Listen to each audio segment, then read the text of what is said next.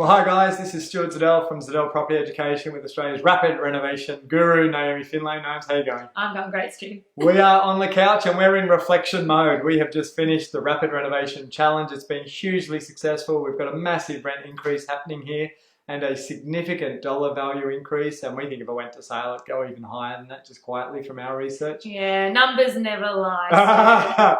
However, from our point of view, we're reflecting on the process that has been and how no two renovations are the same. Well, I've heard a few things. No two renos are the same, despite the formula.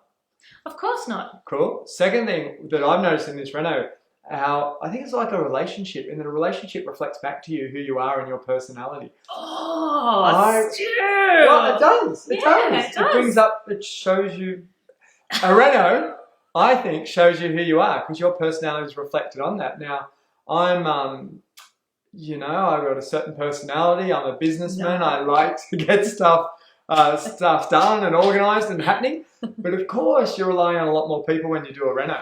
You're relying on your mastermind team, Stu. Cool. So this brings up you and who you are as well. When things don't happen the way you think you want them to happen, and things don't always go smoothly on a reno site. No. And thank goodness for us that it technically was your reno. Yeah. Well, yeah. My budget. And I sort of oversaw it, and I physically had access to the site to facilitate a lot of things in this reno. Yeah. But you didn't. You were living 3 years away. 3 years? No, 3 hours. I just thought I'd see you paying attention. Who's tired after the reno? Yeah, I don't know. Yeah, absolutely. And so I came to site quite a few times, obviously. So there was 3 or 4 times that I came to site, but I was living remotely. I was over 3 hours away. And I think, though, it's really important. For me, this showcases more than ever.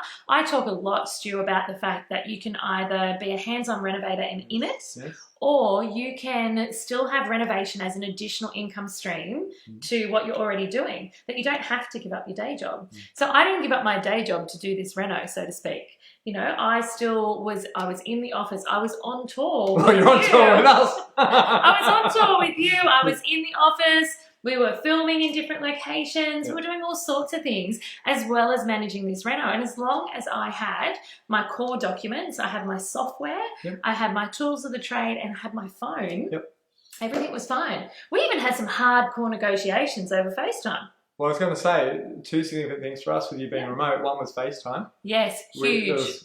We were inspecting things with Naomi at night. There was no lights in the property. I'm there with a torch and FaceTime, and we're going around and looking at things. So that was quite interesting. I mean, you couldn't have done that 15 years ago. No. And you know, there's even bonuses to it because you can record that stuff as well. Wow. So you don't even just have to write notes anymore. Like it can be a recorded call. You can record your Skype calls even. So your calls that you have with your trades can be like a journal log if you're going to do them on Skype.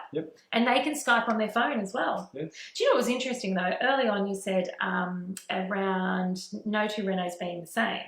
And that is so true. There's probably not a more true statement than that. Even if we had an identical house with an identical footprint, you could guarantee the renovation would be different depending on the exact materials used in the property and the team that you have doing it. So that goes to say and show why a one-size-fits-all template doesn't work. That's true. I completely agree with that. Yeah.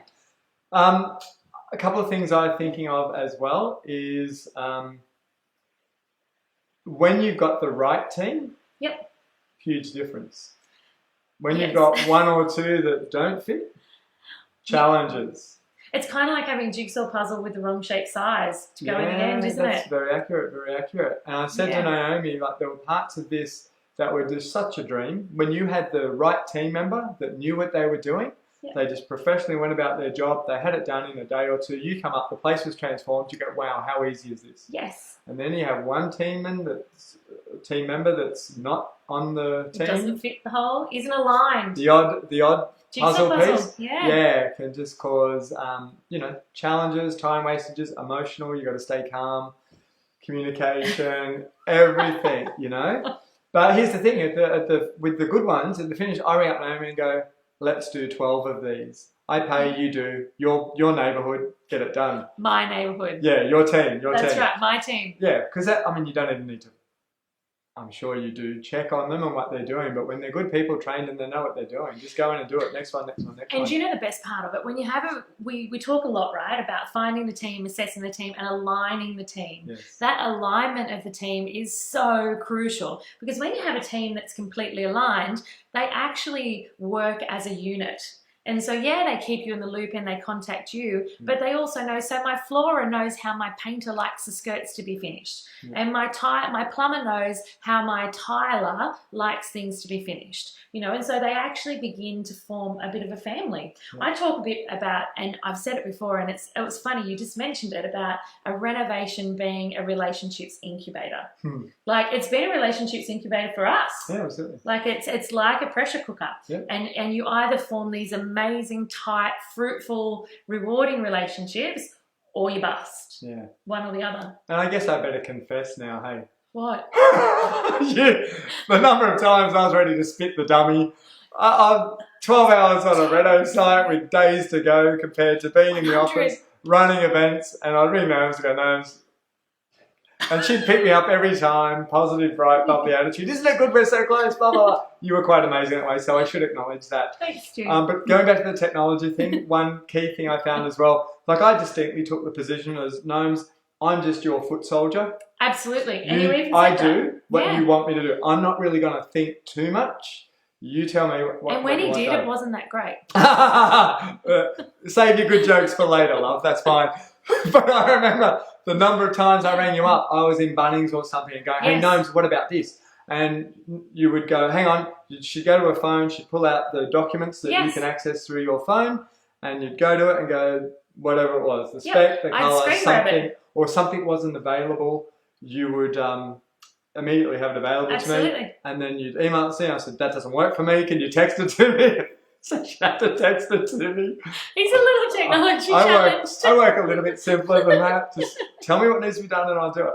But that was a key thing. And can you imagine the frustration and the loss of, you know, if I didn't get that. I mean, I was often in Bunnings late at night after work. You were late at night. And I think that's one of the things that we talk about a bit as well, that none of this has to be guesswork and none of it should be guesswork. Just like you should never go into a project unless you know it's going to be profitable, you should never have trades on site unless you have their product here for them. You should never go to the shops unless you have your shopping list. Yes. You know, it's all about the formula and the jigsaw, and everything has a spot and everything has a size and shape, and it all fits together quite well. Cool. Yeah. All right. I don't know. You're out. Yeah, I'm done. On this one, I hope you got something out of that, and we will catch you next time. Thanks, Naomi. Bye, guys. Thanks, Stu.